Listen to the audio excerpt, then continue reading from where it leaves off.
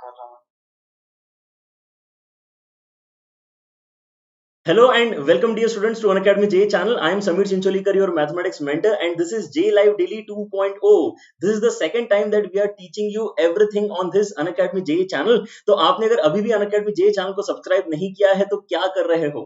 Unacademy J channel को subscribe करो क्योंकि यहाँ पर आपको पूरा कंटेंट मिल रहा है अपने जेई की तैयारी के लिए। आज यहाँ पर स्पेसिफिकली बच्चों हम पढ़ने वाले हैं ट्रिग्नोमेट्री का लेक्चर नंबर 3, जिसके अंदर हम डिस्कस करेंगे यहाँ पे सर्कुलर सिस्टम को पहली बार। इसके पहले हमने जो बच्चों डिस्कशंस किए थे उसके अंदर हमने trigonometry in right angle triangle पढ़ा था, जो आपका 10th का सिलेबस था। सेकंड लेक्चर आज आपका हो गया था। लास्ट आपका मंडे को जो लेक्चर होने वाला था वो एक्चुअली बच्चों आज मैंने दोपहर में 2:30 बजे लिया था। अगर किसी बच्चे का बाय चांस मिस हो गया है तो प्लीज जाके एक बार लेक्चर नंबर 2 को भी देख लें, आपको समझ में आ जाएगा काफी कुछ, राइट। उसके आगे का डिस्कशन आज हम बच्चों इस पर्टिकुलर लेक्चर नंबर 3 में स्टार्ट करने वाले हैं, ठीक है। Extremely sorry for the students जो यहाँ पे बेसिकली मिस कर गए लेक्चर नंबर 2, बिकॉज उसको एक अलग टाइम पे स्ट्रीम किया गया था। ऑलराइट, चलो जैसे मैं यहाँ पर आपको बता रहा था अनअकैडमी जेई चैनल को बच्चों आपने सब्सक्राइब कर लेना चाहिए। और उसी के साथ साथ अगर आपको कोई भी लेक्चर पसंद आता है, जैसे कि ये वाला लेक्चर हम यहाँ पे करने वाले हैं, पहली बार यहाँ पे सर्कुलर सिस्टम समझने वाले हैं, तो आपने लेक्चर को लाइक करने के साथ साथ शेयर करना चाहिए with the hashtag JEE live daily. JEE live daily बच्चों वो रिवॉल्यूशन का हैशटैग है जो हमने लास्ट ईयर स्टार्ट किया था। यहाँ पर फ्री एंड क्वालिटी एजुकेशन हर एक बच्चे तक पहुंचना चाहिए, वही अनअकैडमी जेई चैनल का यहाँ पर मेन मोटो है, वही यहाँ पर अनअकैडमी जेई चैनल का मेन मकसद है, ठीक है। तो आप भी इसके साथ में जुड़ सकते हैं, इस पर्टिकुलर चैनल को और बढ़ा सकते हैं ताकि हमारा जो इंडिया है वो जल्दी से जल्दी यहाँ पे डेवलप हो पाए, क्योंकि यहाँ पे नॉलेज पे बहुत कुछ डिपेंड करता है। हमारी जो पूरी इकोनॉमी है वो कहीं ना कहीं नॉलेज बेस्ड बनती जा रही है। जब यहाँ पे हमारा जो यूथ है वो ज्यादा नॉलेज वाला होगा, बेटर नॉलेज वाला होगा, तो यहाँ पर हमारा डेवलपमेंट भी उतना ही तेजी से आगे बढ़ेगा, ठीक है। Then it will not matter कि आप यहाँ पे एक्चुअली कौन से कॉलेज से पढ़े हो, अगर आपके उसमें सही नॉलेज है तो आप किसी भी कॉलेज से पढ़ के बहुत अच्छा काम कर सकते हो। तो आपके साथ में यहाँ पर जो टीचर्स जुड़े हुए हैं बच्चों, वो सारे टीचर्स बहुत ज्यादा एक्सपीरियंस्ड हैं, अपने अपने फील्ड में मास्टर्स हैं, और यहाँ पर उनके पास जो एक्सपीरियंस है उसके ऊपर वो मेहनत कर रहे हैं आपको यहाँ पे और भी बेहतर कंटेंट देने का, along with the amazing technology that we are using, ठीक है। सो आपने यहाँ पर जरूर देखना चाहिए हमारे लास्ट ईयर के भी लेक्चर्स।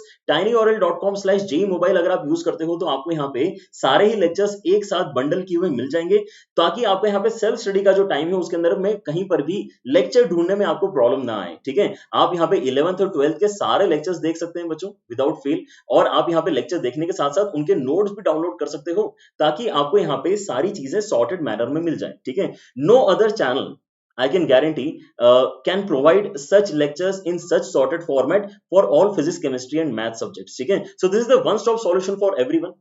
लेकिन आपको अगर लगता है यहाँ पे कि आप अपनी तैयारी को एक नेक्स्ट लेवल पे ले जाना चाहते हो, आप यहाँ पे फर्दर हमारे साथ में डिस्कशंस करना चाहते हो, then all the teachers of Unacademy JEE channel are present on Unacademy subscription platform, जहां पर हमारे कोर्सेज चल रहे हैं, डेडिकेटेड ईयर लॉन्ग कोर्सेज चल रहे हैं 11th और 12th के, उनको आप ज्वाइन कर सकते हो, जिसके अंदर हम बच्चों के साथ में मटेरियल शेयर करते हैं, उनके डाउट्स क्लियर करते हैं। यहाँ पर नेशनल लेवल की टेस्ट सीरीज चल रही है, ठीक है। इसके बारे में बाद में और ज्यादा डिस्कस करेंगे, लेकिन यहाँ पे आपका ध्यान में ले जाना चाह रहा हूँ एक बहुत ही इंपॉर्टेंट चीज के ऊपर, कि आप अगर अनअकैडमी सब्सक्रिप्शन ज्वाइन करते हो तो हमारे साथ साथ यहाँ पर इंडिया के और भी टॉप एजुकेटर्स हैं।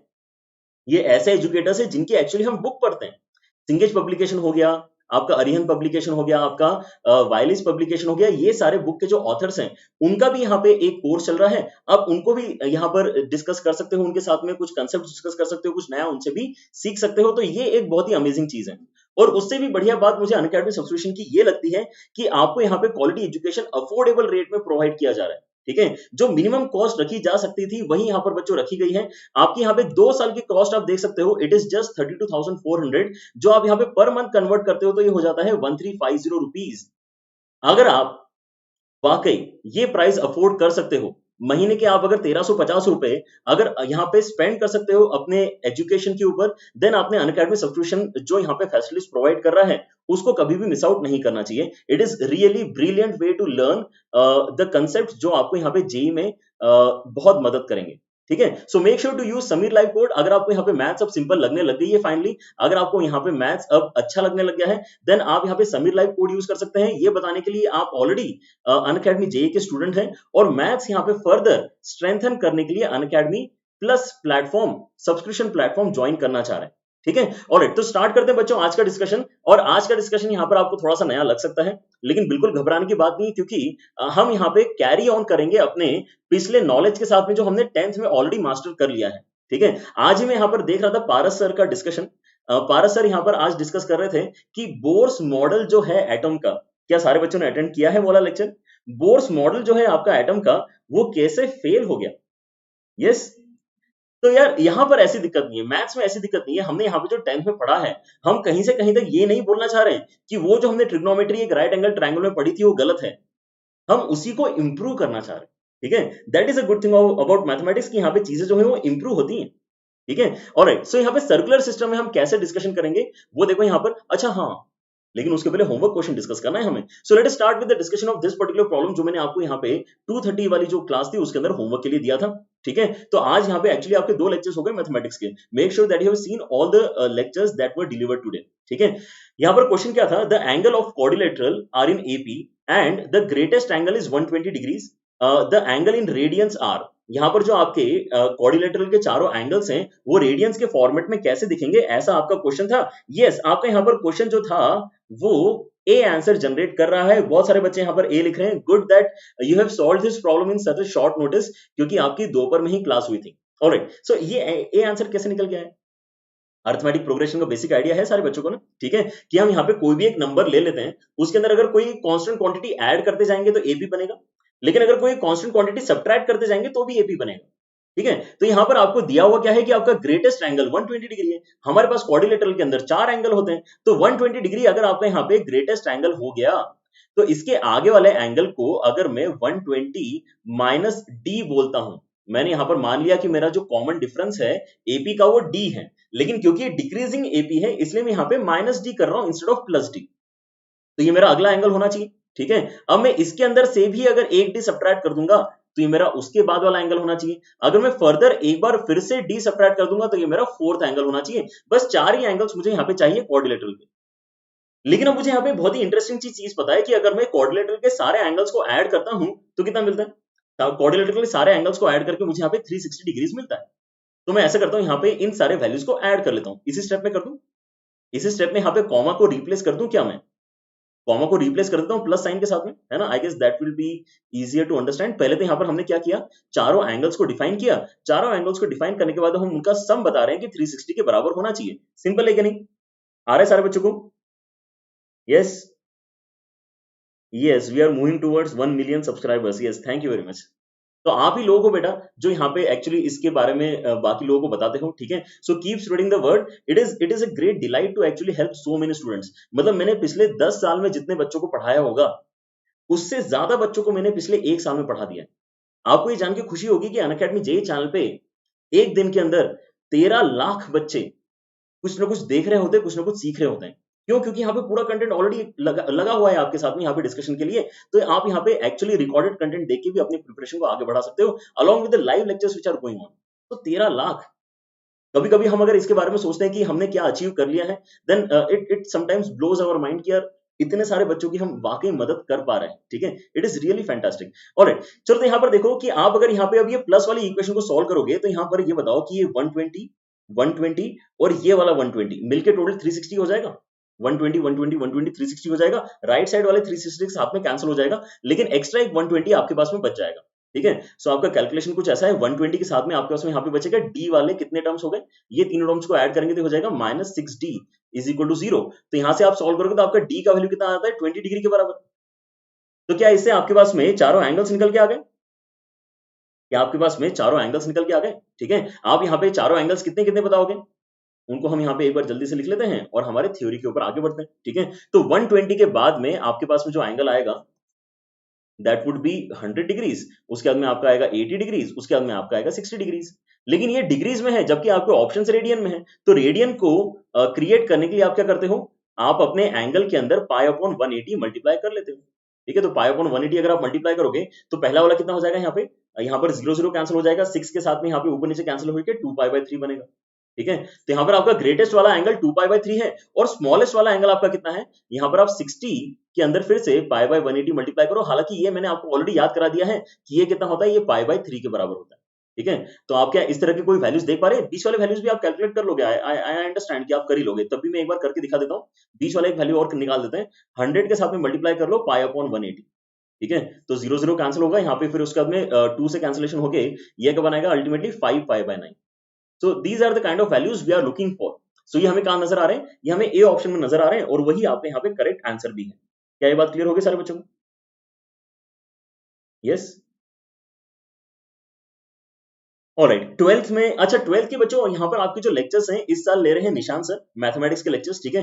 उनके भी लेक्चर्स देखिए आपको मैथ से जरूर प्यार हो जाएगा। बहुत बहुत सुंदर तरीके से निशान सर आपके क्लासेस ले रहे हैं, ठीक है। लेकिन आपको अगर पर्सनली मेरी ही क्लासेस देखने में इंटरेस्ट है देन आई वुड सजेस्ट कि लास्ट ईयर जो मैंने पढ़ाया था आप उन लेक्चर्स को जाके एक्सेस कर सकते हो, ठीक है। वो आपके होम पेज के ऊपर हमने हटाए नहीं है, आपके लास्ट ईयर के लेक्चर्स भी आपको यहाँ पे मिल जाएंगे, ठीक है। So we are very much confident कि यहाँ पर बच्चे जो है अपने हिसाब से सिलेक्शन कर लेंगे और जो उनको अच्छा लगता है वो यूज करके अपने प्रिपरेशन को आगे बढ़ाएंगे, ठीक है। सो डोंट वरी, आप मेरे लेक्चर्स ऑलरेडी लास्ट ईयर वाले देख सकते हैं, ठीक है। ऑलराइट, चलो तो इसी के साथ में आगे बढ़ते हैं और समझते हैं यहाँ पर कि अल्टीमेटली हमें यहाँ पे आज ट्रिग्नोमेट्री इन सर्कुलर सिस्टम पढ़ने की जरूरत क्यों है। ये आपको याद होगा कि मैंने लेक्चर 1 के एंड में ऑलरेडी आपके साथ में डिस्कस किया है। क्या क्या लिमिटेशन हमें देखने को मिली है। राइट एंगल ट्रायंगल के बच्चों अंदर हम अगर हमेशा रहेंगे, अगर हम राइट एंगल ट्रायंगल के बाहर निकल के ट्रिग्नोमेट्री को नए तरीके से डिफाइन अगर नहीं करेंगे तो हम कभी भी इस तरह के वैल्यूज का एग्जैक्ट आंसर कितना आना चाहिए वो बता नहीं पाएंगे। कि यार मुझे अगर किसी एक राइट एंगल ट्रायंगल में 0 डिग्रीज मिलता ही नहीं है, ट्रायंगल के अंदर 0 डिग्री कहां से होगा, तो मैं कैसे बताऊंगा साइन 0 डिग्री का वैल्यू कितना होना चाहिए, ठीक है। ये हमने पहले डिस्कस किया हुआ है, I am just reminding you कि आज के लेक्चर का इंपॉर्टेंस क्या है, ठीक है। ऑलराइट, और वैसे यहाँ पे 90 डिग्रीज के बारे में बताओ। एक राइट एंगल ट्रायंगल में 90 डिग्री एक्स्ट्रा हो सकता है क्या? राइट एंगल ट्रायंगल मतलब एक तो 90 डिग्री होना जरूरी है, एक और 90 डिग्री हो गया तो 180 खत्म हो गया मतलब दूसरा वाला जो एंगल, तीसरा वाला एंगल कितना आएगा, तीसरा वाला एंगल फिर यहाँ पर आपका 0 डिग्री आएगा। तो वही सेम प्रॉब्लम होगी ना कि 0 डिग्री आपके यहाँ पे ट्रायंगल में आ नहीं सकता, ठीक है। तो ये दो एंगल्स आज हमें एग्जैक्टली कितने होते हैं वो निकालते आने वाला है।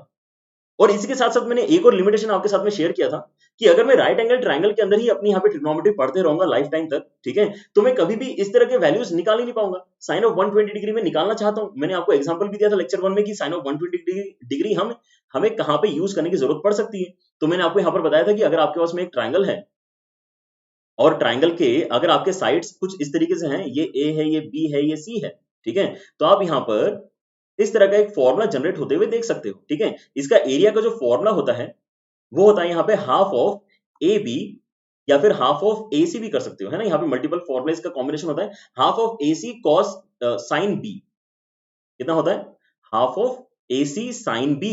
अब यहाँ पर मैं क्या देख रहा हूं कि मेरा जो साइन बी है उसमें बी तो एक ऑब्ट्यूस है। इस फिगर में मैंने यहाँ पे बी कैसा बनाया, ऑब्ट्यूस बनाया, तो क्या मैं यहाँ पे साइन ऑफ ऑब्ट्यूस एंगल कभी निकाल ही नहीं पाऊंगा।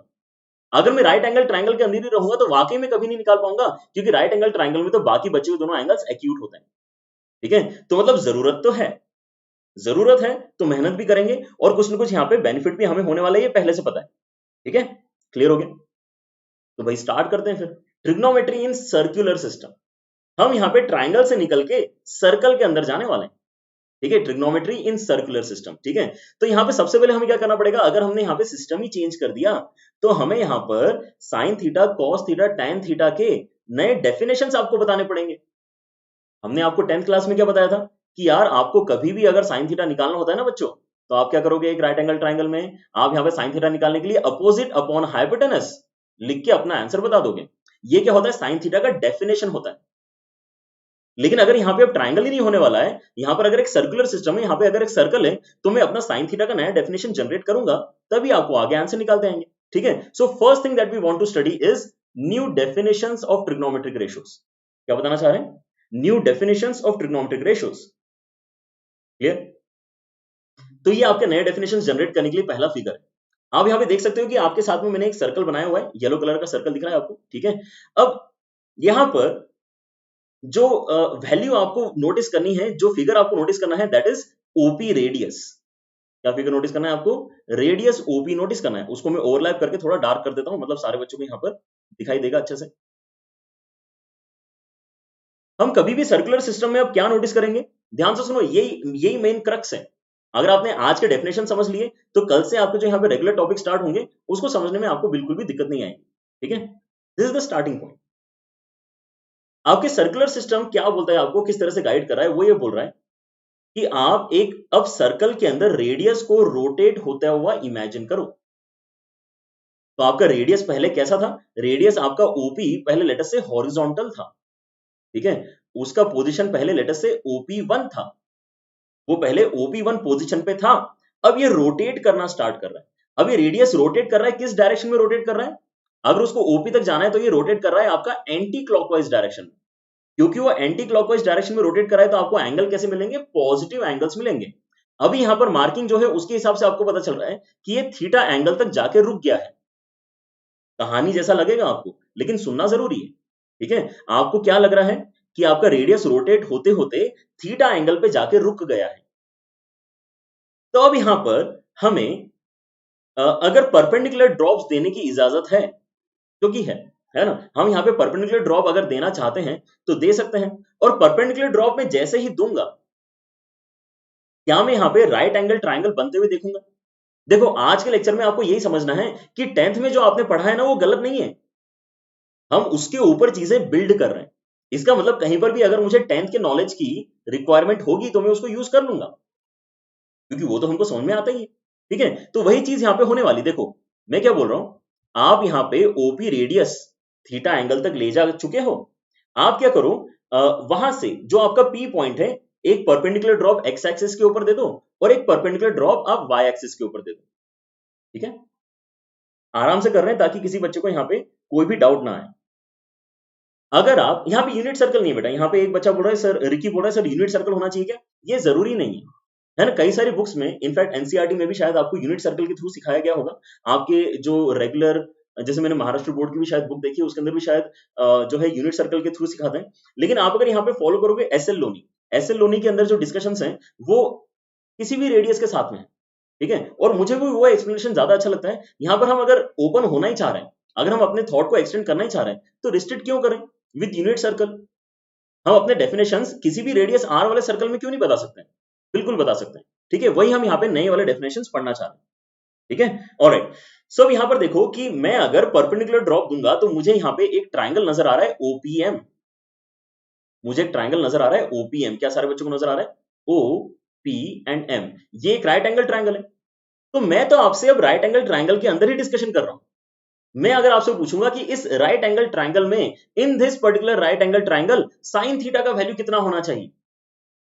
तो साइन थीटा का वैल्यू हमें बचपन से पता है कि नहीं पता है? बचपन से मतलब लास्ट ईयर से पता है कि नहीं पता है, ठीक है? वो कितना होता है? Opposite upon hypotenuse. तो अपोजिट में कितना लिखा है आपका यहाँ पे? PM है।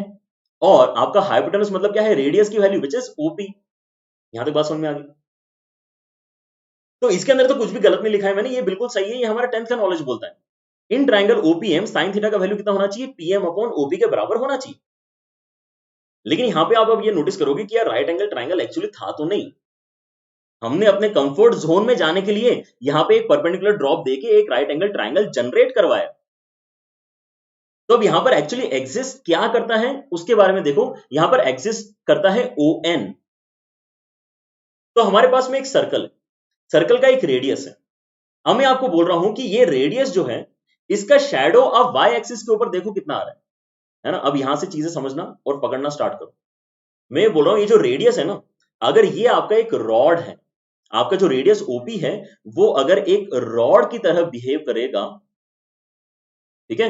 और आपका जो यहां पर एक्स एक्सिस है वो अगर फ्लोर है, और जो आपका वाई एक्सिस है वो अगर एक वॉल है, तो अगर मैं यहां पर आपसे पूछ रहा हूं कि अगर मैं OP का शैडो लेना चाहता हूं, किसका शैडो लेना चाहता हूं मैं? OP, जो आपका रेडियस है उसका मैं शैडो लेना चाहता हूं वाई एक्सिस के ऊपर, मतलब हमारी दीवार के ऊपर। तो वो शैडो कितने लेंथ का बनेगा? तो क्या वो शैडो का लेंथ एग्जैक्टली ON के बराबर आएगा क्या? इसको एक बार प्लीज विजुलाइज कर लो। नहीं आ रहा है तो मुझे बताओ चैट में। यस, ध्यान से सुने सारे बच्चे। ऑलराइट, तो यहां पर आप ये गारंटी से देख पा रहे हो कि OP जो आपकी रॉड है उसका आपके दीवार के ऊपर वाई एक्सिस के ऊपर शैडो का लेंथ कितना आएगा? एग्जैक्टली ON के बराबर आएगा, ठीक है? और आपका जो PM लेंथ है ना, आपका जो PM लेंथ है वो एक्चुअली ON के ही बराबर है। आपका जो PM लेंथ है वो ON के ही बराबर है, क्योंकि आपके पास में एक कॉर्डिलेटरल जो है, आपके पास में एक कॉर्डिलेटरल है OMPN।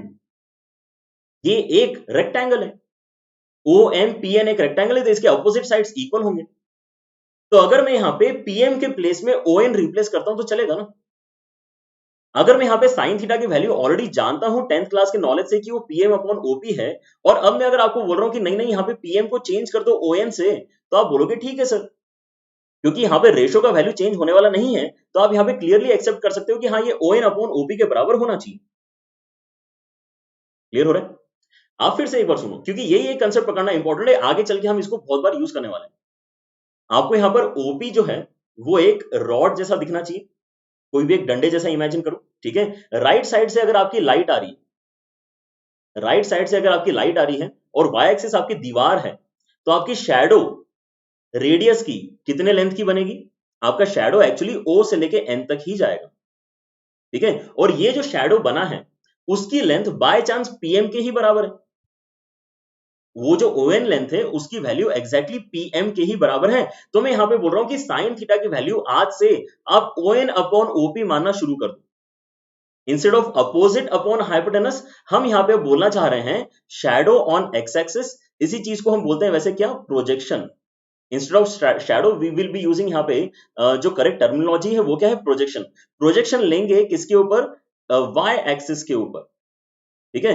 और डिनोमिनेटर में क्या आएगा? ओपी। अब ओपी क्या है?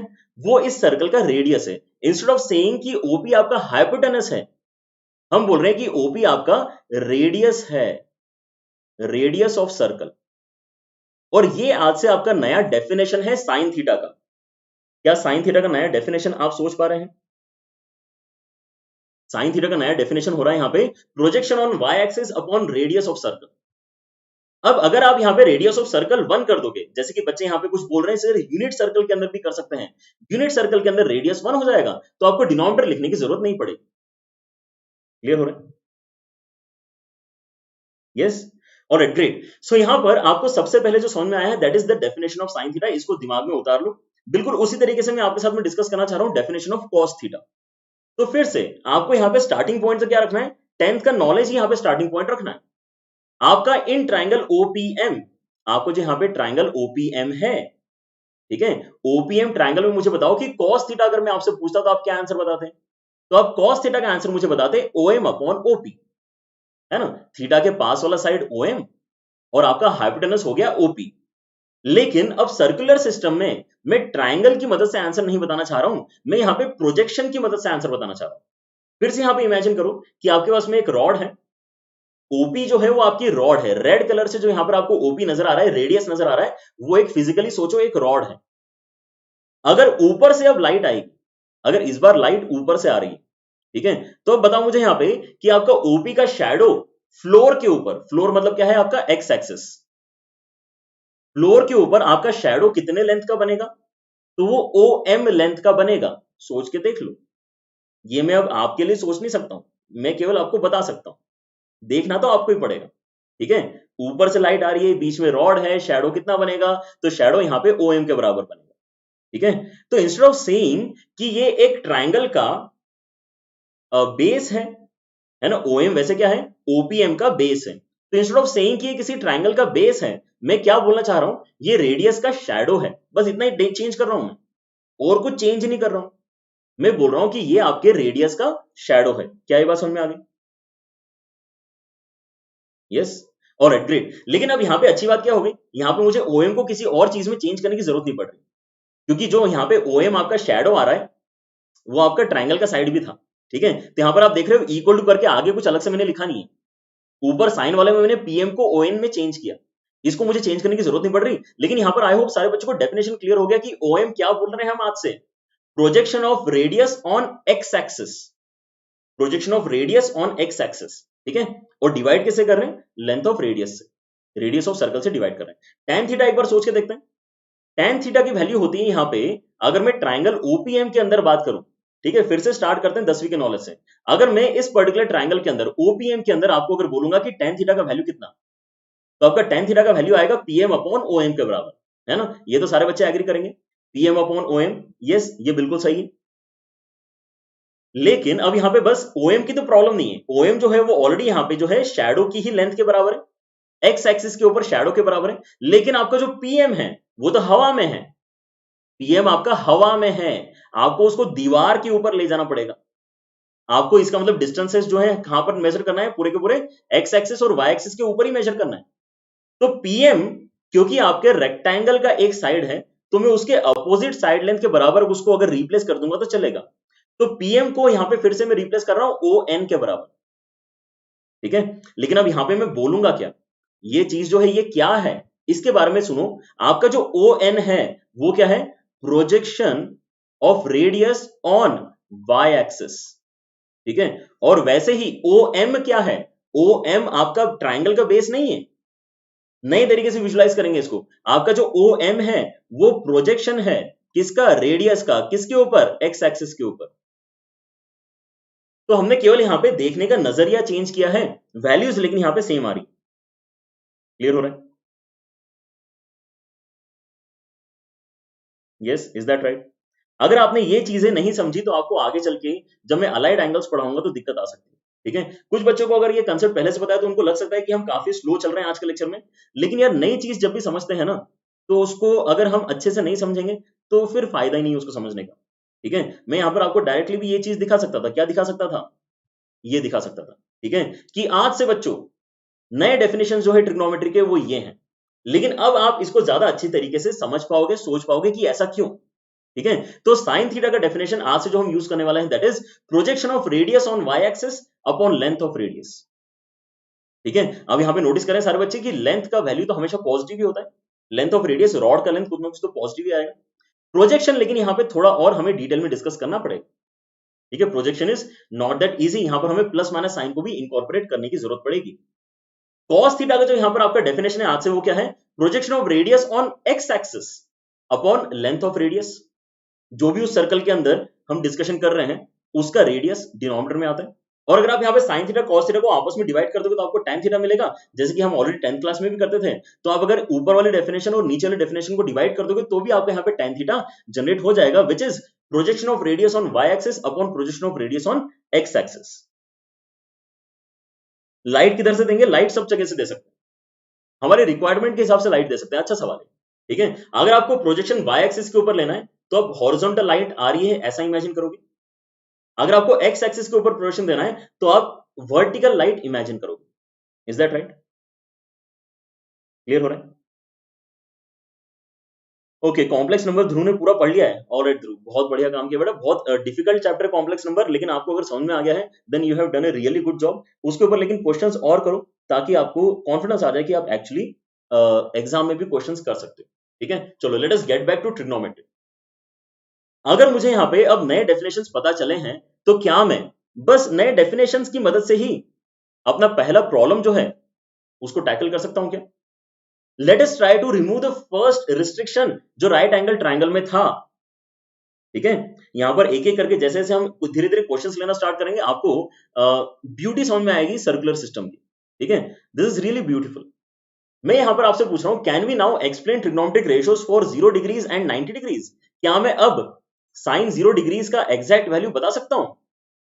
यस, अब मैं साइन 0 डिग्रीज का एग्जैक्ट वैल्यू बता सकता हूं। कितना आएगा वो, 0 आएगा, हमें बचपन से पता है, ठीक है। लेकिन आज हम उसको एक्चुअली विजुलाइज कर पाएंगे कि हाँ यार ये 0 ही तो आना चाहिए। व्हाई?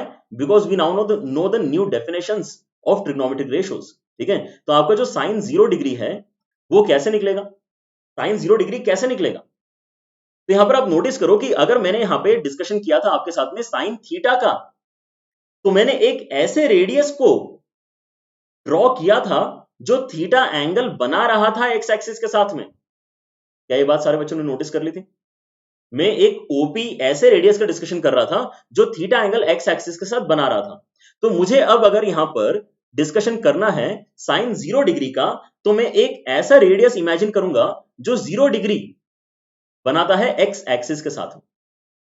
तो एक्स एक्सिस के साथ में 0 डिग्री मतलब यही वाला वैल्यू हो गया आपका, ओ से लेके पी आपका यहीं पे है, रेडियस हॉरिजॉन्टल है पूरी तरह से। तो अगर आपका रेडियस पूरी तरह से हॉरिजॉन्टल है देन इन दैट केस आप अगर यहां पे साइन थीटा का नया डेफिनेशन यूज करोगे तो आपका यहां पे वाई एक्सिस के ऊपर शैडो का लेंथ कितना आ जाएगा?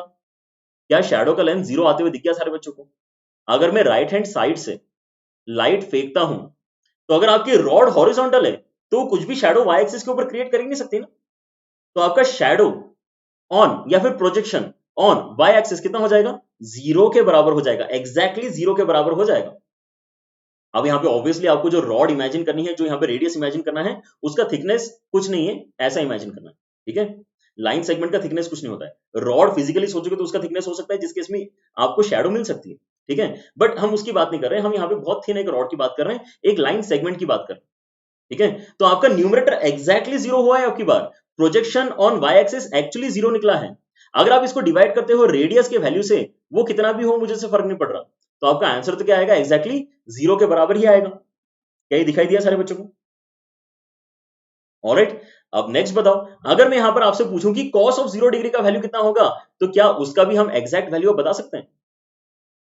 cos ऑफ 0 डिग्री, इस केस में मैं प्रोजेक्शन कैसे लूंगा?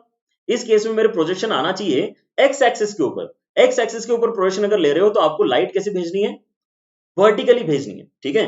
तो अगर आपका रेडियस पूरी तरह से हॉरिजॉन्टल है, अगर रेडियस हॉरिजॉन्टली हो गया तो जितना उसका लेंथ है एग्जैक्टली उतना ही शैडो बनेगा कि नहीं बनेगा, एक्स एक्सिस के ऊपर। तो एक्स एक्सिस के ऊपर आपका यहाँ पे शैडो बना है आर लेंथ का, और आपका जो लेंथ ऑफ रेडियस है वो भी आर के बराबर है, इसलिए आपके यहाँ पे cos 0 का वैल्यू कितना निकल के आ रहा है, 1 निकल के आ रहा है, ठीक है।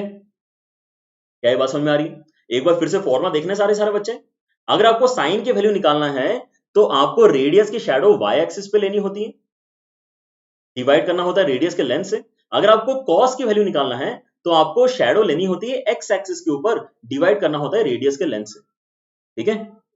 अगर मैं यहाँ पे निकालना चाह रहा हूँ tan 0 डिग्री, तो वो भी निकाल लेंगे सारे बच्चे, या फिर tan 0 तो मेरे ख्याल से यहाँ पे डिवाइड करके भी आ जाएगा, है ना। tan 0 अगर विजुलाइज नहीं करना है तो भी चलेगा, tan 0 डिग्री हो जाएगा यहाँ पर आपका 0 के बराबर, क्योंकि हम दोनों इक्वेशंस को डिवाइड कर सकते हैं। यहाँ पे नेक्स्ट मैं इंटरेस्टिंग बात जो है वो डिस्कस करना चाह रहा हूँ, that is for sine of 90 degree. Sine of 90 degree में बताओ आपका वैल्यू कैसे निकलेगा? साइन ऑफ 90 डिग्री अगर आपको फाइंड करना है, ध्यान से सुन लो, आज के लेक्चर में हम यहाँ पे काफी कुछ थियोरिटिकल डिस्कशन कर रहे हैं, लेकिन इंपॉर्टेंट है इसलिए कर रहे हैं, ठीक है। तो यहाँ पर ऑरेंज एरो बना रहा हूं, ये जो आपका वर्टिकल एरो है, इस एरो में खास बात क्या है? इस एरो में खास बात यह है कि ये वाकई एरो जो है, let us call this OQ, late us call this arrow OQ। ये OQ एरो 90 डिग्री बनाता है। तो आपको अगर साइन 90 डिग्री फाइंड करना है तो आपको एक ऐसे रेडियस का डिस्कशन करना है जो एक्स एक्सिस के साथ में 90 डिग्री एक्चुअली बनाएगा। तो मेरे पास में OQ एक रेडियस आ गया जो 90 डिग्री बना रहा है, ठीक है। ऑलराइट, सो अब यहां पे सोचो, अब अगर मैं राइट हैंड साइड से आपको यहां पे लाइट फेंकूंगा तो आपके वाई एक्सिस के ऊपर शैडो कितने लेंथ का बनेगा? आपका जो रॉड है, आपका जो रेडियस है पूरा का पूरा वर्टिकल हो गया, तो शैडो पूरी की पूरी बनेगी कि नहीं बनेगी? वर्टिकली रख दिया आपने, तो यहाँ पे जितना मैक्सिमम शैडो बन सकता था आर लेंथ का पूरा यहाँ पे शैडो बनेगा। डेफिनेशन के हिसाब से डिवाइड कैसे करना होता है? लेंथ ऑफ रेडियस से डिवाइड करना होता है। इसका मतलब आपके यहाँ पे आर अपॉन आर वैल्यू कितना आ जाएगा? 1 आ जाएगा। क्लियर हो रहा है? और वैसे ही आप यहाँ पे जो फोर्थ पॉइंट है उसको भी एनालाइज करके बताओ कि आपका cos ऑफ 90 डिग्री कितना होगा? cos ऑफ 90 डिग्री, तो cos ऑफ 90 डिग्री के लिए आप यहाँ पे 90 डिग्री वाले रेडियस को छोड़ोगे नहीं, 90 डिग्री वाला रेडियस को ही पकड़ के रखना है, मतलब OQ का ही डिस्कशन करना है, लेकिन इस बार आपको शैडो लेनी है एक्स एक्सिस के ऊपर। तो अगर आपका रॉड पूरा वर्टिकल है तो शैडो कितना आएगा? कुछ नहीं आएगा। वर्टिकल रॉड का शैडो एक्स एक्सिस के ऊपर 0 आएगा, और आप अगर उसको रेडियस से डिवाइड करोगे तो आपका आंसर यहाँ पे परफेक्टली 0 हो जाएगा। आप अगर इन दोनों को डिवाइड करके tan निकालना चाह रहे हो तो 1/0 आपका क्या हो जाएगा? नॉट डिफाइंड हो जाएगा। मतलब अब हम यहाँ पे लिटरली सारे वैल्यूज एग्जैक्टली बता पा रहे हैं। लेकिन ये सब जो मैंने आपके साथ में डिस्कशन किया है, ये भले ही बहुत बेसिक लेवल का होगा, लेकिन सर्कुलर सिस्टम में रेडियस कहां रोकना होता है, कहां पे शैडो लेनी होती है, किस चीज से डिवाइड करना होता है, अगर ये आपने नहीं समझा तो फिर क्या समझा? क्वेश्चन सॉल्व करना तो हम सीख ही लेंगे, क्वेश्चन सॉल्व करना बड़ी बात नहीं होती है, क्वेश्चन सॉल्व करना हम सीख ही लेंगे, ठीक है। लेकिन फंडा पकड़ा है ना, तो मजेदार बात की आपने, ठीक है। तो आज आपको सर्कुलर सिस्टम वाकई समझ में आया है, ऐसा आप अब गारंटी से खुद को ये बात बोल सकते हो। क्लियर हो रहा है? Yes, alright. सो नेक्स्ट, यहां पर जैसे मैंने बोला था कि प्रोजेक्शन का हमें थोड़ा और अंडरस्टैंडिंग लेना पड़ेगा। वो अगर अंडरस्टैंडिंग आप ले लोगे तो आप यहाँ पे एक्चुअली बता पाओगे कि यार वो जो अलग अलग क्वाड्रेंट में अलग अलग ट्रिग्नोमेट्रिक रेशियो के अलग अलग साइन होते हैं, वो आखिर ऐसे होते क्यों हैं, ठीक है। तो हम यहाँ पे बार बार वर्ड जो यूज कर रहे हैं वो शैडो यूज कर रहे हैं, लाइट आएगी शैडो बनेगी, ठीक है, लेकिन एक्चुअल वर्ड क्या है, प्रोजेक्शन। अब शैडो क्या है, शैडो तो लेंथ होता है, तो शैडो की जो लेंथ बनेगी उसको मैं पॉजिटिव निगेटिव नहीं बोल सकता, इसलिए यहां पर वर्ड हमने चेंज कर दिया, यहां पर हम प्रोजेक्शन वर्ड यूज कर रहे हैं। प्रोजेक्शन वर्ड में मैं यहां पे साइन इनकॉर्पोरेट करना चाहता हूं, प्लस माइनस साइन। ठीक है, तो हम यहां पे बोलेंगे क्या कि अगर आपकी शैडो पॉजिटिव एक्स एक्सिस या फिर पॉजिटिव वाई एक्सिस के ऊपर बनी है, अगर आपकी शैडो पॉजिटिव एक्स एक्सिस या फिर पॉजिटिव वाई एक्सिस के ऊपर बनी है, तो हम अपने प्रोजेक्शन की वैल्यू पॉजिटिव कंसीडर करेंगे। Now this is something that we are learning, तो यहां पर ये चीज आपको एक्सेप्ट करनी है कि अच्छा ठीक है ऐसा होता है। ठीक है, इसकी बात क्या है, मतलब अगर मैं यहाँ पे रेडियस की बात कर रहा हूं जो अभी यहाँ पे फर्स्ट क्वाड्रेंट में है, तो फर्स्ट क्वाड्रेंट में अगर मैं यहाँ पे प्रोजेक्शन देखता हूं तो वाई एक्सिस के ऊपर प्रोजेक्शन पॉजिटिव वाई एक्सिस के ऊपर आता है और एक्स एक्सिस के ऊपर प्रोजेक्शन पॉजिटिव एक्स एक्सिस के ऊपर आता है, इसलिए इन दोनों प्रोजेक्शंस को मैं पॉजिटिव साइन के साथ में यूज करूंगा क्वेश्चन को सॉल्व करने के लिए। लेकिन अगर आप किसी ऐसे रेडियस का डिस्कशन कर रहे हो, अगर आप किसी ऐसे रेडियस का डिस्कशन कर रहे हो जो लेट अस से सेकंड क्वाड्रेंट में है, लेट अस से सेकंड क्वाड्रेंट में, ठीक है, तो इस बार आप अगर प्रोजेक्शन देखोगे वाई एक्सिस के ऊपर तो वो अभी भी पॉजिटिव वाई एक्सिस के ऊपर ही जाएगा, लेकिन एक्स एक्सिस के ऊपर वाला प्रोजेक्शन कहां चला जाएगा, नेगेटिव एक्स एक्सिस के ऊपर आ जाएगा। इसलिए इस पर्टिकुलर केस में एक्स एक्सिस के प्रोजेक्शन को हमें नेगेटिव साइन के साथ में कंसीडर करना होगा to get the correct answer. Clear हो रहा है? Is that right? बस अगर आपको यहां तक बात समझ में आ गई है तो अब आप यहां पे बता सकते हो मुझे कि अब अलग अलग क्वाड्रेंट्स में आपके ट्रिग्नोमेट्रिक रेशियोज का साइन कितना होना चाहिए, है ना। अलग अलग क्वाड्रेंट का यहां पर मतलब पहले मैं आपको समझाता हूं। ठीक है, जैसे कि मैंने आपको ऑलरेडी एक टास्क देके रखा है ना, हमें ये तो पता करना ही है कि ये सर्कुलर सिस्टम जो है साइन ऑफ 120 डिग्री का आंसर कैसे निकाल के दे सकता है, हमें आज के लेक्चर में सीखना ही है।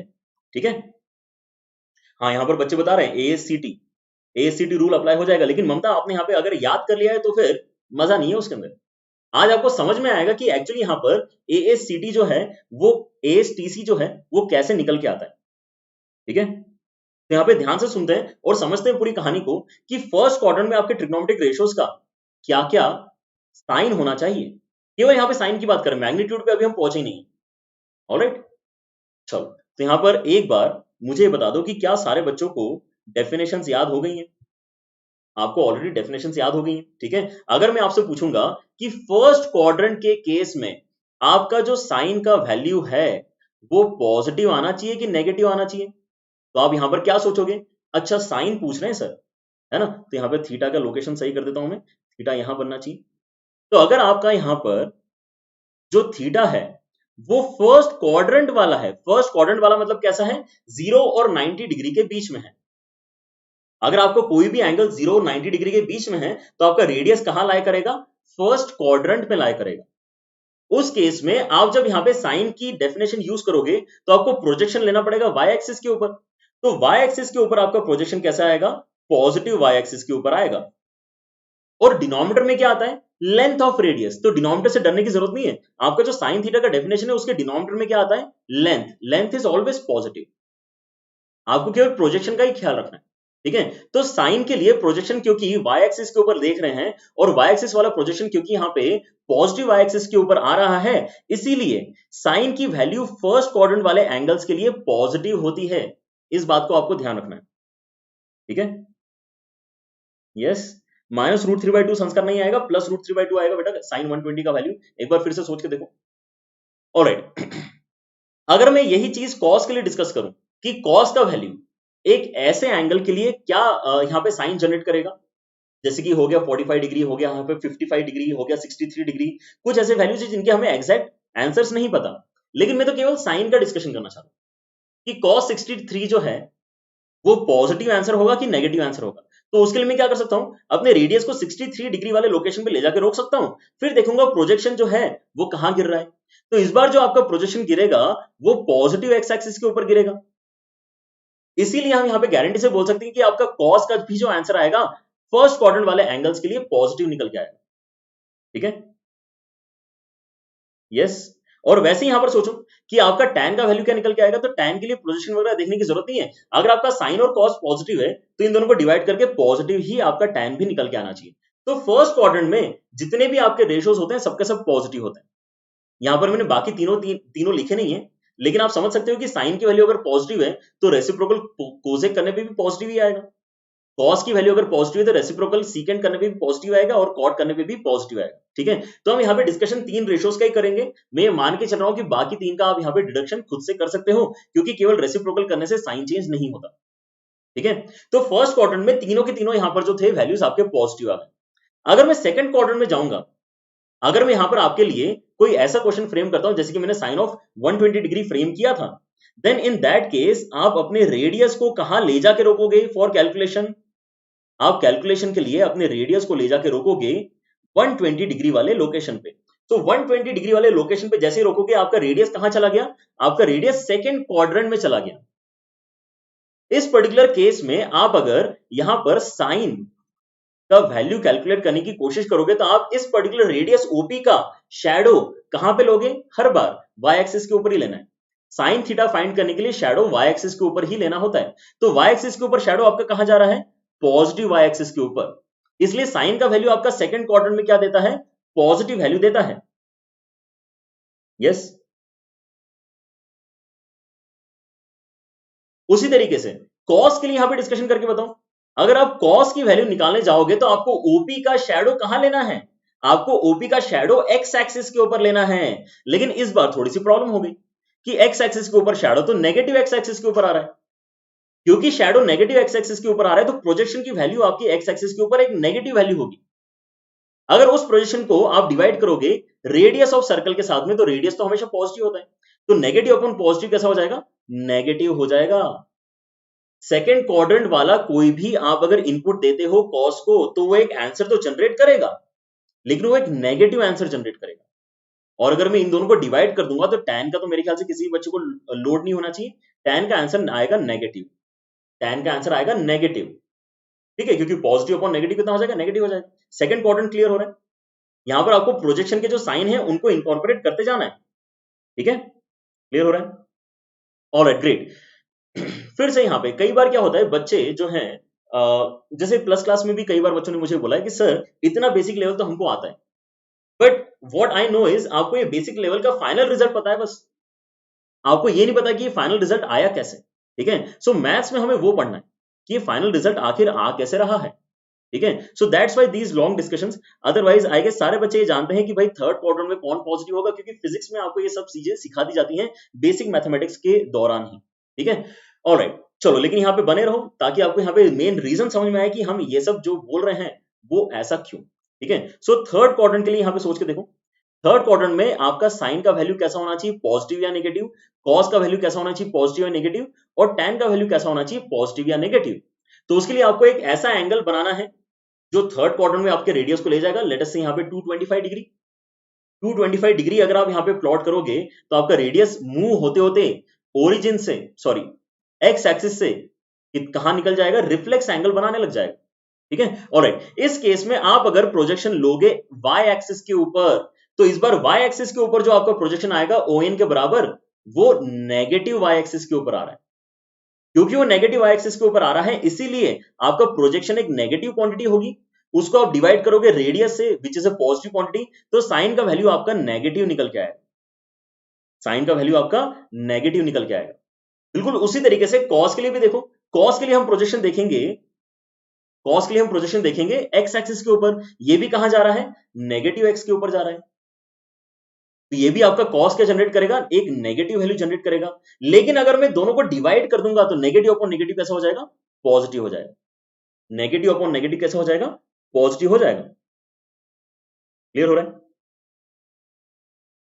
Yes, alright. सो यहां पर हमारा एक जो नई बात पता चली, अच्छा थर्ड क्वाड्रेंट में हमारे पास tan जो है वो पॉजिटिव होता है। ठीक है, फोर्थ क्वाड्रेंट एक लास्ट बचा है, उसका डिस्कशन करते हैं। अगर मैं आपसे पूछूं कि एक कोई एंगल है लेट अस से 330 डिग्री, अगर मैं आपसे पूछ रहा हूं साइन ऑफ 330 डिग्री, ये पॉजिटिव वैल्यू होगी कि नेगेटिव वैल्यू होगी? तो आपको क्या करना है? एक्चुअली 330 डिग्री इमेजिन करना है। तो मतलब एक बहुत ही बड़ा एंगल है। आपने यहाँ पे एक्स एक्सिस के साथ में उसको मेजर करना स्टार्ट किया, तो आपने यहाँ पे मेजर किया, उसको मेजर करते करते आप यहाँ पे 330 डिग्री जब प्लॉट करोगे तो आप एक्चुअली फोर्थ क्वाड्रेंट के अंदर अपने रेडियस को पाओगे। अगर रेडियस आपका फोर्थ क्वाड्रेंट में पहुंच चुका है तो यहाँ पर साइन की वैल्यू निकालने के लिए आप उस रेडियस का शैडो कहां पे लोगे?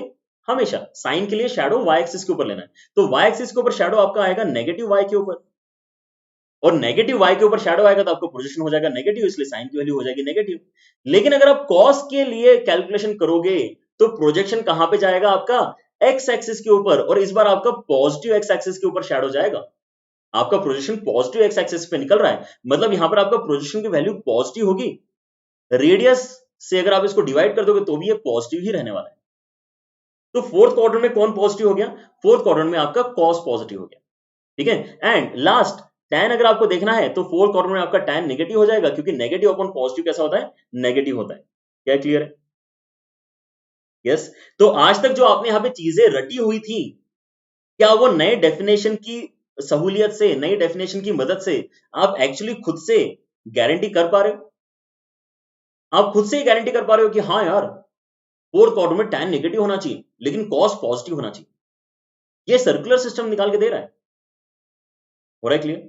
ठीक है। तो हमें यहां पे अब बेस वर्क पूरा जनरेट हो गया है। यहां पर अब हम जो सेकंड इशू है राइट एंगल ट्रायंगल में ट्रिग्नोमेट्री पढ़ने का, उसको भी शायद अब सॉल्व अच्छे से कर सकते हैं।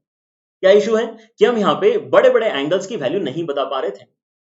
सो let us come to the last portion of today's lecture कि क्या हम यहां पे साइन ऑफ 120 डिग्री वाकई बता सकते हैं क्या? कितना आएगा साइन ऑफ 120 डिग्री? क्योंकि अगर ये हमने सर्कुलर सिस्टम का यूज करके बता दिया तो मतलब ये फुल प्रूफ सिस्टम है, इसका मतलब ये फुल प्रूफ सिस्टम है। इसको हमें आगे चल के यूज करना चाहिए ताकि हमें कोई और दिक्कत ना फेस करनी पड़े, ठीक है।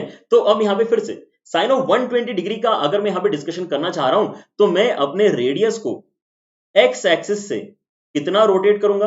लेट अस से रेडियस पहले मेरा यहां पे OP1 पोजीशन में था, मैं इसको 120 डिग्री से रोटेट करूंगा। ये बात पकड़ लो सारे बच्चे, आपको जितना भी एंगल का डिस्कशन करना है आपको अपने रेडियस को उतने डिग्री पे ले जाके रोकना पड़ेगा। अगर आप 120 डिग्री रोटेट करके अपने रेडियस को रोक रहे हो OP पोजीशन पे, तो अब आपका आंसर बड़ी आसानी से निकल के आ जाएगा, क्योंकि हमने क्या पढ़ा हुआ है कि साइन ऑफ थीटा, अब वो थीटा यहाँ पे 120 डिग्री है, 120 डिग्री हमने गारंटी पहले से कर लिया है कि हमने 120 डिग्री पे ही ले जाके अपने रेडियस को रोका है। तो अब नया डेफिनेशन क्या बोलता है? आप इस पर्टिकुलर रेडियस का प्रोजेक्शन ले लो किसके ऊपर? वाई एक्सिस के ऊपर। वाई एक्सिस के ऊपर प्रोजेक्शन कितना हो जाएगा? ON के बराबर हो जाएगा, और उसको डिवाइड कर दो रेडियस के लेंथ से, तो रेडियस का लेंथ कितना हो जाएगा? यहाँ पे OP के बराबर हो जाएगा। यहां तक बात समझ में आ रही है? हाँ, √3/2 आंसर मुझे ही पता है, लेकिन यहाँ पे समझाने दो, समझाने में काफी मजा आता है, ठीक है। आपका यहाँ पे साइन 120 का जो वैल्यू है, हमारे जो नया डेफिनेशन है उसके हिसाब से कितना निकल के आना चाहिए? ON अपॉन OP के बराबर निकल के आना चाहिए, राइट। ON यहाँ पर कैसा है? ON यहाँ पे पॉजिटिव वाई एक्सिस के ऊपर ही है, इसलिए यहाँ पे मैंने कोई एक्स्ट्रा साइन यूज नहीं किया है, ठीक है। ऑलराइट, लेकिन अब यहाँ पर मुझे तो एक्चुअल वैल्यू चाहिए ना यार। ये तो एक अजीब सा रेशो आ गया मेरे पास में, इसको मैं कैसे यूज कर सकता हूं? इसको यूज करने का जो तरीका है अब वो सीखो। अगर आपको अपने साइन ऑफ 120 का एग्जैक्ट वैल्यू निकालना है तो अब यहाँ पे कुछ तिकड़म लगा के, है ना, कुछ यहाँ पे तरीका लगा के, कुछ जुगाड़ लगा के ये बताओ कि ये जो आप ट्रायंगल समझ पा रहे हो, फिर से यहाँ पे हम यूज क्या कर रहे हैं? 10th का नॉलेज यूज कर रहे हैं, ठीक है, क्योंकि वो सही है। 10th का नॉलेज गलत नहीं है, ठीक है। तो कहीं पर भी, जैसे मैंने आपको बोला, कहीं पर भी अगर जरूरत पड़ती तो हम उसको यूज कर लेंगे to get to our answer, ठीक है। तो मुझे यहाँ पर एक राइट एंगल ट्रायंगल दिख रहा है in triangle OPN। In triangle OPN मेरा जो एंगल PON है, क्या मैं वो 30 डिग्री है ऐसा विजुलाइज कर पा रहा हूं? PON, यहां पर जो छोटा सा एंगल बना है वो 30 डिग्रीज के बराबर है, ठीक है। ऑलराइट, सो मुझे समझ में आया, अच्छा 30 डिग्री से रिलेटेड है ये ट्रायंगल। तो मैं यहां पे अब एक नया ट्रायंगल जनरेट कर रहा हूं, मैं यहां पर एक नया ट्रायंगल जनरेट कर रहा हूं जो एक्चुअली 30 डिग्री क्रिएट कर रहा है, ठीक है, जो एक्स एक्सिस के साथ में 30 डिग्री क्रिएट कर रहा है, ठीक है। Now this is the actual step यहाँ पे कि हम यहाँ पे एक्चुअल वैल्यू तक कैसे पहुंचेंगे, ठीक है। ऑलराइट, सो अगर मैं यहाँ पे एक नया पोजीशन लेता हूं, late us call this P2। ये ऐसा पोजीशन है जो एक्स एक्सिस के साथ में 30 डिग्रीज एक्चुअली बना रहा है, और अगर मैं इस पर्टिकुलर P2 पोजीशन से एक परपेंडिकुलर ड्रॉप अगर दे दूंगा एक्स एक्सिस के ऊपर, और late us call that, let us से M1, और late us call that N1, ठीक है, M1 N1 जो भी नाम देना चाहो, ठीक है। हमने यहाँ पे इसका नाम N1 दे दिया, तो मेरे पास में जो ट्रायंगल आया है, कौन सा triangle? In triangle P2ON1, triangle P2ON1 को अगर मैं ध्यान से देखूंगा तो क्या ये ट्राइंगल ऊपर वाले ट्राइंगल के साथ में कॉन्ग्रुएंट है क्या? बस इतना सा मुझे देख के बताओ। Triangle OPN and triangle OP2N1, क्या ये दोनों ट्राइंगल आपस में कॉन्ग्रुएंट है क्या? होना चाहिए ना, बिल्कुल। आपके दोनों के दोनों राइट एंगल ट्राइंगल है, दोनों के दोनों में 30 डिग्री एग्जिस्ट करता है, तो बचा हुआ तो 60 होना ही चाहिए। मतलब सिमिलर तो ये पक्के से हैं, इनके एंगल्स तो यहां पे बराबर हैं ही, लेकिन क्योंकि यहां पे हाइपोटेनस मतलब रेडियस है ना यार, तो यहां पे OP और OP2 तो बराबर होना ही चाहिए। इसका मतलब ये दोनों ट्राइंगल हमने प्रूव कर दिया कि कैसे हैं, कॉन्ग्रुएंट है। ट्राइंगल OPN जो है that is congruent with triangle OP2N1, ठीक है, ऐसा लिखते हैं इसको। अगर ये दोनों ट्राइंगल्स कॉन्ग्रुएंट हैं तो हम यहां पे CPCT यूज कर सकते हैं। CPCT याद आ गया सबको, बचपन का CPCT? Yes, alright. तो यहां पर मैं ये बोल रहा हूं कि अगर मैं ON का लेंथ कंपेयर करना चाह रहा हूं तो ON का लेंथ कंपेयर करके आपको ON1 के बराबर मिलना चाहिए। दोनों अलग अलग ट्राइंगल का लेंथ है ON का, लेकिन जो लेंथ है वो एग्जैक्टली ON1 के बराबर है कि नहीं, जल्दी से मुझे ढूंढ के बताओ। है, बिल्कुल है, ठीक है। और जो आपका OP का लेंथ है क्या वो OP2 के बराबर है? जल्दी से देख के बताओ। दोनों रेडियस है ना, रेडियस तो आपस में बराबर होते ही है वैसे, लेकिन आपको कॉन्ग्रुएंसी से चाहिए तो दोनों हाइपोटेनस है, दोनों हाइपोटेनस आपस में इक्वल होंगे क्योंकि ट्राइंगल्स कॉन्ग्रुएंट है, ठीक है। तो अब आ गया हमें मजा, क्योंकि अब ये जो मैंने रेशो लिखा है ये छोटे वाले ट्राइंगल में क्या रिप्रेजेंट करता है? ये तो cos 30 डिग्री रिप्रेजेंट करता है ना। देख लो एक बार फिर से, कोई जल्दी नहीं है। आपका जो यहाँ पे ट्राइंगल है इसका नाम में फिर से जो है कन्वीनियंटली पढ़ते आए इसलिए थोड़ा सा चेंज करके लिख देता हूँ, ऑर्डर चेंज करूँ बस। ये कितना हो जाएगा, OP2N1। OP2N1 जो आपका ट्राइंगल है उसके अंदर अगर मैं आपसे पूछ रहा हूं ON1 अपॉन OP2 कितना होगा, तो आप बताओगे सर ये तो cos 30 होगा। ये कितना होगा, cos 30 होगा। CPCT ने बहुत रुलाया था किसी टाइम, यस। हाँ, CPCT ने बहुत रुलाया था आपको, यस याद है मुझे, मैं भी बहुत रोया था, ठीक है। हर जगह CPCT लिख के आते थे कभी कभी, है ना, आंसर नहीं आता था तो भी CPCT लिख देते थे कि हाँ हो गया प्रूफ। ठीक है, लेकिन अब बताओ मुझे cos 30 का वैल्यू होता कितना है? cos 30 का वैल्यू होता है आपका √3/2 के बराबर। तो आपका एक्चुअली आंसर आ गया।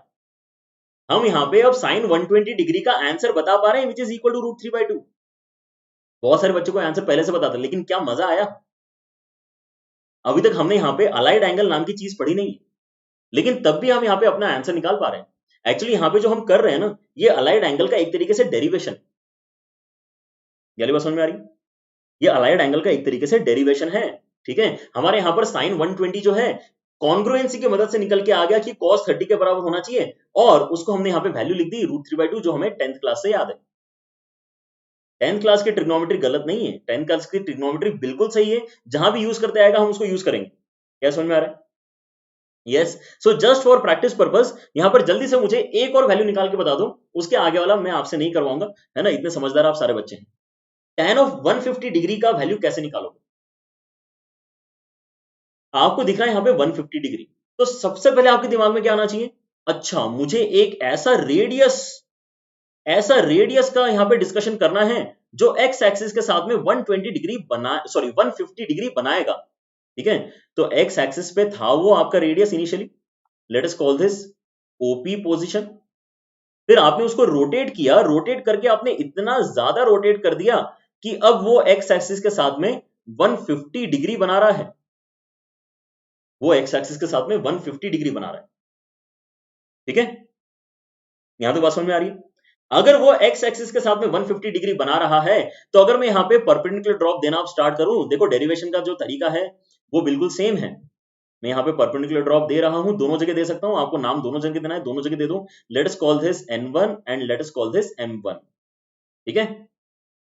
तो मैं यहाँ पे क्या नोटिस करूंगा कि एक एंगल है यहाँ पे, ये जो एक एंगल है वो बेसिकली कितना होना चाहिए?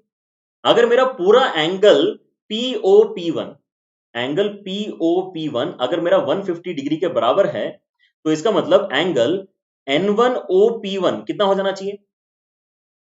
बचा हुआ एंगल 90 डिग्री में से हटा दो, है ना, तो वो हो जाना चाहिए आपका यहां पर 60 के बराबर। Is it? एंगल N1OP1 ये होना चाहिए आपका 60 डिग्रीज के बराबर। क्या ये बात समझ में आ रही है? यस, ऑलराइट, ये हो गया आपका 60 डिग्री। तो अब अगर यहां पे आपको इस पर्टिकुलर ट्राइंगल में, कौन से ट्राइंगल में, इन ट्राइंगल P1ON1 अगर एक 60 डिग्री एंगल नजर आ रहा है, तो ये एक तरीके से हिंट है आपके लिए कि आप क्या करोगे, अब आप फर्स्ट क्वाड्रेंट में 60 डिग्री वाला एक ट्राइंगल बना लोगे, क्योंकि आप खुद ही वहां पे 60 डिग्री का ट्राइंगल बना रहे हो, मतलब आपने खुद ने डिफाइन कर दिया कि यार कॉन्ग्रुएंसी तो आना तय है। तो हमने यहाँ पे OP2 एक नया पोजीशन लिया जहां पर आपको 60 डिग्री एक्चुअली मिल रहा है, ठीक है। Let us call this as N2।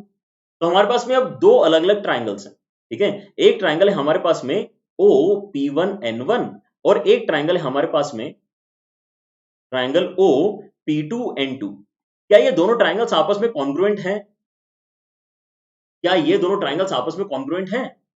Yes, ये दोनों ट्राइंगल्स आपस में कॉन्ग्रुएंट है, क्योंकि यहाँ पर आपने 60 डिग्री तो यहाँ पे बना ही दिया था, परपेंडिकुलर ड्रॉप आपने दिया है दोनों लोकेशन पे, मतलब ये 90 डिग्री तो था ही, और यहाँ पे फर्दर आपका रेडियस जो है OP1 एंड OP2 दोनों आपके रेडियस हैं, तो ये वैल्यूज भी आपस में इक्वल होना चाहिए।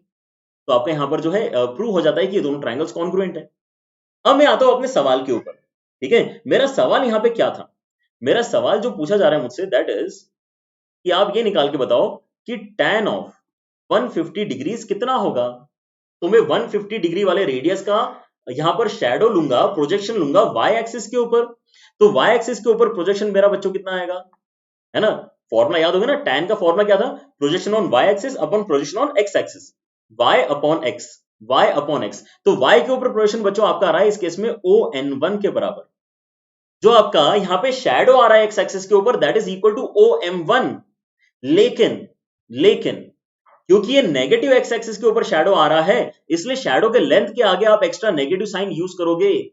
याद आ रहा है, मैंने यहाँ पे आपको प्रोजेक्शन का यहाँ पे मेन आइडिया समझा दिया है, ठीक है। आपके यहाँ पे जो फॉर्मूला बन रहा है that is ON1 upon OM1, ON1 upon OM1, ठीक है, लेकिन विथ ए नेगेटिव साइन, क्योंकि आपका x एक्सिस के ऊपर शैडो नेगेटिव x एक्सिस के ऊपर गिर रहा है, लेकिन y एक्सिस वाला शैडो पॉजिटिव y एक्सिस के ऊपर गिर रहा है, मतलब आपका आंसर फाइनली यहाँ पे नेगेटिव निकल के आएगा। तो tan ऑफ 150 डिग्री जो है that will B minus of ON1 upon OM1। अब यहां पर क्योंकि आपके पास में ON1 OM1 ट्राइंगल के साइड्स हैं क्या, ओहो ये ट्राइंगल के साइड नहीं है, कोई बात नहीं, अगर ये ट्राइंगल के साइड नहीं है तो मैं यहाँ पे थोड़ा सा चेंज कर लेता हूं उनको। मैं यहाँ पर बोलता हूँ ये माइनस ऑफ ON1 जो एक्चुअली ट्राइंगल का साइड है अपॉन P1N1, P1N1 ये मैं क्यों चेंज कर सकता हूं, OM1 के प्लेस में, OM1 के प्लेस में मैं P1N1 क्यों लिख सकता हूं, क्योंकि ये एक रेक्टेंगल के अपोजिट साइड से तो आपस में इक्वल है। तो अब जो मेरे पास में यहाँ पे डेटा आया है, अब जो मेरे पास में यहाँ पे डेटा आया है, क्या मैं उसको चेंज कर सकता हूं सीपीसीटी की मदद से, सीपीसीटी की मदद से क्या मैं उसको चेंज कर सकता हूं अगले ट्राइंगल के वैल्यूज में। तो tan ऑफ 150 डिग्री आपका कितना हो जाएगा, माइनस ऑफ ON1 किसके साथ मैच कर रहा है, ON1 आपका मैच कर रहा है ON2 के साथ में, और आपका P1N1 किसके साथ मैच कर रहा है, आपका P1N1 मैच कर रहा है P2N2 के साथ में। एक बार सोच के बताओ, क्या ये P2N2 के बराबर है? यस। और अगर ये ऐसा है तो आप यहां पे अब अल्टीमेटली क्या लिख चुके हो, जो आपका एक ग्रीन कलर का ट्राइंगल है OP2N2, उसके अंदर ये ON2 अपॉन P2N2 क्या रिप्रेजेंट करता है, ये तो cot 60 रिप्रेजेंट करता है। तो आपका आंसर क्या आ गया, माइनस ऑफ cot 60 डिग्रीज के बराबर। और 60 डिग्रीज का cot का वैल्यू आपको पता होता है, ये कितना होता है 1/√3। तो आपका ओवरऑल आंसर आ गया यहाँ पे -1/√3 के बराबर। क्या एक फील आ गई यहां पर आपको, सर्कुलर सिस्टम में कैसे हम वैल्यू कैलकुलेट कर रहे हैं, बड़े बड़े वैल्यूज कैसे कैलकुलेट कर रहे हो, समझ में आया। This is the main essence of circular system, ठीक है। बात पकड़ में आ गई सारे बच्चों को। हमारा आंसर यहां पे निकल के आना चाहिए माइनस ऑफ 1/√3 के बराबर, ठीक है। तो एक प्रैक्टिस प्रॉब्लम आप रखो अपने पास में, ठीक है। 225 का वैल्यू आप मुझे यहाँ पे कमेंट सेक्शन में बता सकते हो कितना आएगा, cos ऑफ 225 आराम से निकालना, कोई जल्दबाजी नहीं है, ठीक है। इसका आंसर आपको यहाँ पे कमेंट सेक्शन में मुझे बताना है। And tomorrow we will start with a fresh topic which is called allied angles. Allied angles जो है वो बेसिकली इन्हीं चीजों को जल्दी से सॉल्व करने का तरीका है। इन चीजों को साइन ऑफ 120 का वैल्यू कितना, कॉस ऑफ 225 का वैल्यू कितना, tan ऑफ 150 का वैल्यू कितना, ये जो सारे आपके वैल्यूज हैं, ये जो हमें नए नए वैल्यूज यूज करते आ रहे हैं ट्रिग्नोमेट्री में, जो पहले नहीं आ रहे थे, उनके वैल्यूज है कितने, वो निकालने का जो तरीका होता है उसको बोलते हैं अलाइड एंगल्स। उसके ऊपर आपके बनना स्टार्ट हो जाएंगे बहुत ही इंटरेस्टिंग प्रॉब्लम्स, क्योंकि एंगल्स को हम देखेंगे डिग्रीज के साथ साथ रेडियंस में भी, ठीक है। तो वो आदत आपको डलेगी कल से। तो कल के लेक्चर से यहाँ पर आपका इंपॉर्टेंट डिस्कशन स्टार्ट होने वाला है, लेकिन आज जो है वो आपको फील के लिए यहाँ पर हमने इतना डिटेल में डिस्कशन किया था कि सर्कुलर सिस्टम में एक्चुअली हम डेफिनेशंस को कैसे समझते हैं और वैल्यूज को कैसे निकालते हैं, ठीक है। तो अगर आपको बच्चों यहाँ पे शेड्यूल अभी पता नहीं है, then you can watch this particular slide. आपके यहाँ पे मंडे से वेंसडे में 11th के लेक्चर्स होते हैं 7, 8 और 9 बजे। जैसे अभी यहाँ पर हमारा लेक्चर खत्म होने वाला है, आज है यहाँ पर ट्यूसडे, ऑलराइट। लेकिन आपको पता होना चाहिए कि 11th क्लास के यहाँ पे प्रैक्टिस सेशंस भी होते हैं थर्सडे, फ्राइडे, सैटरडे को, विच इज एट 4, 5 एंड 6। तो आपको अगर यहाँ पे क्लासेस याद रखनी है, अच्छे से टाइम टेबल फॉलो करना है, तो आप यहाँ पे थर्सडे, फ्राइडे, सैटरडे में 4 बजे का अलार्म लगा सकते हैं, ताकि आपके 11th क्लास के कोई भी सेशन मिस ना हो। और मंडे, ट्यूसडे, वेडनेसडे में आप यहाँ पे 7 बजे का अलार्म लगा सकते हैं, ताकि कंटिन्यूअसली आपको यहाँ पे सारे थ्योरी लेक्चर्स और प्रैक्टिस सेशन सही समय देखने को मिल जाए। लेकिन आप अगर यहाँ पे रिपीटर हैं या फिर आप अगर ड्रॉपर हैं, तो आपको कुछ सोचना ही नहीं है, तब तो आपको यहाँ पे सारे ही लेक्चर्स अटेंड करना है। आप यहाँ पे हर दिन 4 बजे से लेकर रात के 10, साढ़े 10 बजे तक पढ़ाई कर सकते हो। That is how much we are delivering every day, ठीक है। So don't let this go in waste, है ना। यहाँ पर इसको जो है यूज करना है आपको सेल्फ स्टडी के लिए। इससे बेटर आपको कुछ नहीं मिलेगा, कोई सी बुक इससे बेटर नहीं है, क्योंकि ये हमारे नोट्स हैं, ठीक है। Notes are always convenient to read, क्योंकि वो बहुत कंसाइज होते हैं। बुक में बहुत सारी चीजें उनको लिखनी पड़ती है just to make student understand कि वो कंसेप्ट क्या बोलना चाह रहा है। लेकिन यहाँ पे फायदा क्या है, tinyurl.com/JEE मोबाइल अगर आप यूज करोगे तो आपको 2 अलग अलग पोर्शंस मिलेंगे। आपको यहाँ पर समझाते हुए टीचर्स के वीडियोस मिलेंगे, और उन्हीं लेक्चर्स के आपको नोट्स भी डाउनलोड करने के लिए मिलेंगे। So you will be very much attached with the notes. आपको पता होगा कि टीचर ने उस समय क्या बोला था जब ये लिखा था, इसलिए आपको अलग से एक्स्ट्रा कुछ पढ़ने की जरूरत ही नहीं पड़ेगी। That is how amazing this is. यहाँ पर 11th और 12th के सारे लेक्चर्स आपके पास में है, ठीक है। तो कोई भी बच्चा अगर सेल्फ स्टडी करना चाहता है, देन इससे बेटर कुछ नहीं हो सकता। इसको आप ध्यान रखो और इसको आप यूज करके अपनी जेई को बहुत बढ़िया लेवल पे क्रॉस कर सकते हो, ठीक है। आपको अगर हमारे साथ में कनेक्टेड रहना है तो टेलीग्राम ऐप के ऊपर हमारा जो ग्रुप है उसको ज्वाइन कर सकते हो, tinyurl.com/unacademy चैट लिख के। और आप अगर हमारे साथ में डिस्कशंस फर्दर आगे बढ़ाना चाहते हो, then all the teachers of Unacademy JEE are teaching on Unacademy subscription platform, जैसे मैं आपको पहले ही बता रहा था। लेकिन यहाँ पर आपको फीचर्स पता होना चाहिए क्या क्या मिल रहा है आपको, and that too at such affordable rates. Now these two things, when you combine these two things, कि यार आपको जो एक्सपीरियंस मिल रहा है, जो आपको यहाँ पे क्वालिटी ऑफ एजुकेशन मिल रहा है, वो ऑलरेडी ऑफलाइन क्लासेस से बेटर है, और साथ में एडिशनल फीचर्स भी मिल रहे हैं जो ऑनलाइन क्लासेस होने की वजह से आपको मिल सकते हैं, ठीक है।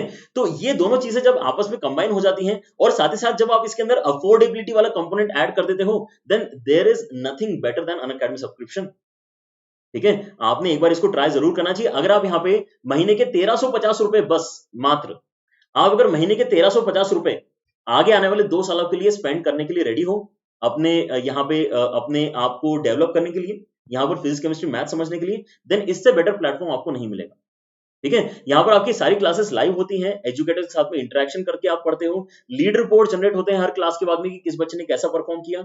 आपके साथ में यहाँ पे टेस्ट सीरीज जो चल रही है, उसमें आपको प्रॉपर एनालिसिस मिलता है कि आपने कितने गलत किए, बाकी बच्चों ने कितने सही किए, आप कहाँ स्टैंड करते हो। आपको पता चलेगा कि यार हम अभी से अगर यहाँ पे नोटिस करना स्टार्ट कर देंगे कि यार हम कहाँ स्टैंड करते हैं, अगर हम नीचे हैं तो हम और मेहनत करेंगे, अगर हम ऊपर है तो ऊपर बने रहने की कोशिश करेंगे, ठीक है। So that is a very important aspect of JEE preparation. आपको यहाँ पे टाइम टू टाइम अपने आप को एनालाइज करते रहना चाहिए, और साथ ही साथ यहाँ पे डाउट क्लियरिंग सेशंस होते हैं, जिसके अंदर टीचर्स जो आपको मटेरियल दे रहे हैं, जो आप यहाँ पे रेफरेंस बुक सॉल्व कर रहे हो, अगर उसके अंदर कोई डाउट आ रहा है तो उनको डिस्कस किया जाता है। इन पर्टिकुलर सेशंस में कुछ भी नया नहीं पढ़ाया जाता, इन पर्टिकुलर सेशन में केवल डाउट क्लियर किया जाता है। So that is what Unacademy subscription platform is for you. लेकिन अभी भी आपको समझ में शायद नहीं आया है कि अनअकैडमी सब्सक्रिप्शन इतना अच्छा क्यों है। ये पर्टिकुलर एस्पेक्ट आपको क्लियर करेगा कि अनअकैडमी सब्सक्रिप्शन सबसे अमेजिंग प्लेटफॉर्म क्यों है, क्योंकि अनअकैडमी सब्सक्रिप्शन पे आपको केवल एक ही बार सब्सक्राइब करना होता है।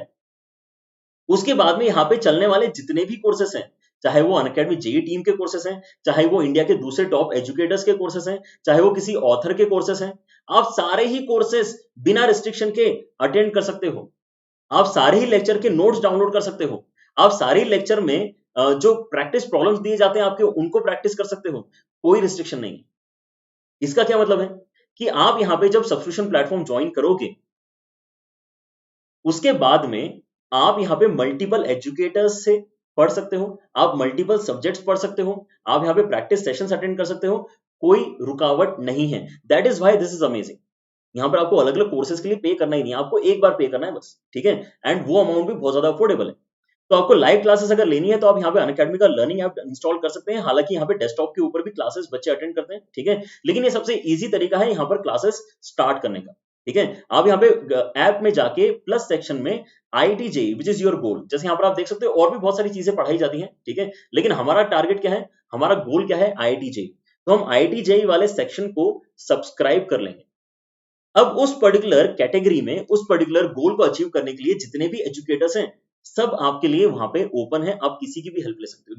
That is how amazing this platform is, ठीक है। और इसमें अमेजिंग बात क्या है, क्योंकि आप ऑलरेडी अनअकैडमी जेईई के स्टूडेंट हो, तो आप यहाँ पे समीर लाइव कोड यूज कर सकते हो। अगर आपको फाइनली यहाँ पे मैथ्स अब जमने लगा है, आपको मैथ्स से अब डर अगर नहीं लग रहा है, ठीक है, और मैथ्स आप फर्दर स्ट्रॉन्ग करना चाहते हो, समीर लाइव कोड के साथ में आपको जो 10% डिस्काउंट मिलेगा, उसके बाद आपकी यहाँ पर जो प्राइजेस हैं वो इतनी अमेजिंग हो जाएंगी, 32,400 फॉर 2 years।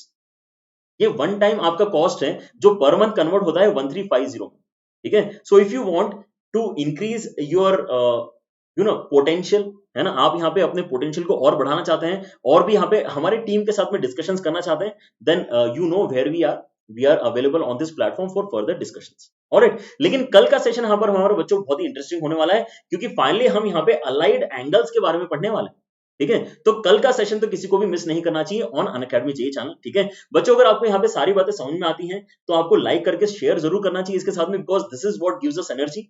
हम यहाँ पे हमेशा देखते हैं कि यार ये पर्टिकुलर सेशन हमने लिया, 1 घंटे तक हमने बच्चों के साथ में मेहनत करी, 1 घंटे से ज्यादा मेहनत करी शायद, ठीक है, तो कितने बच्चों को एक्चुअली पसंद आया, है ना। सो ये जरूर क्या करो, लाइक क्या करो और शेयर भी करो इसको with the hashtag JEE live daily. ये हमारा एक्चुअली रिवॉल्यूशन का हैशटैग है।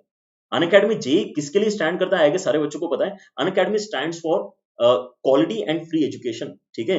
ये पर्टिकुलर चैनल हर बच्चे को पता होना चाहिए जो यहाँ पे जेईई की तैयारी कर रहा है, और हर बच्चा जो यहाँ पे जेईई की तैयारी कर रहा है, वो अगर यहाँ पे सब्सक्राइब करके रेगुलरली लेक्चर्स अटेंड कर रहा है, then I guess he stands a very good chance to crack a very good rank in upcoming JEE and advance mains as well as advance, ठीक है। So make sure to do that, और आपके साथ में यहाँ पे discussions आगे हम कंटिन्यू करते रहेंगे। अगर आप यहाँ पे जानते हो तो आप यहाँ पे बाकी दोस्तों की मदद भी कर सकते हो, क्योंकि अनअकैडमी जेईई के साथ साथ यहाँ पर अनअकैडमी नीट जो यहाँ पे मेडिकल की तैयारी करा रहा है, और अनअकैडमी 9, 10th एंड 11, 12 चैनल्स भी हैं जिसके ऊपर क्वालिटी कंटेंट आपको डिलीवर किया जा रहा है, ठीक है। तो आप यहाँ पे अपने दोस्तों की मदद करो। अगर आपकी नजर में कोई ऐसे बच्चे हैं जो यहाँ पे इन पर्टिकुलर चैनल से गेन कर सकते हैं, क्वालिटी एजुकेशन ले सकते हैं, तो उनको बताएं इस चैनल के बारे में। और साथ ही साथ सबसे पहले अपनी हेल्प भी कर लो। अगर आपने अभी भी अनअकैडमी जेईई चैनल को सब्सक्राइब नहीं किया है, then this is the first time you should do something good, है ना। यहाँ पर आपने अनअकैडमी जेईई चैनल को सब्सक्राइब जरूर कर लेना चाहिए, ठीक है। और यहाँ पर कई सारे बच्चों के जो हैं डाउट्स